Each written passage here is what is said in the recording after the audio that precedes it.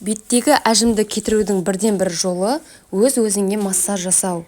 Ол үшін саусақтың ұшымен бетке жай ғана массаж жасаса болғаны. Бұл жаттығу бет терісін қатайтып, қан айналымды жақсартады.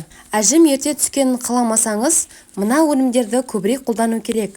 Сәбіз Д дәрумені қартайғанға қарсы күшті антиоксидант ретінде әсер етеді.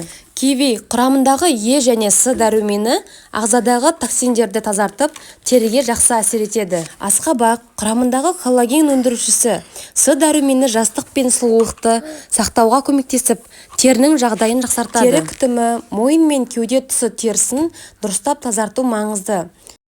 Үйден аптасына бір рет пилинг жасауды қолға алыңыз. Негізі мүмкіндік болса, үй мен салондық күтімді бірге алып жүрген жақсы.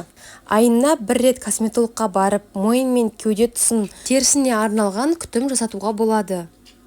Бетіңізді әр жуған сайын және крем жаққан сайын бірден мойынға да істеуді әдетке айналдырыңыз. Жаттығу мен массаж таңертең кешке және демалыс күндері уақыт тауып, тері сергектік сақтауға арналған жеңіл жаттығу мен массаж жасауды ұмытпаңыз.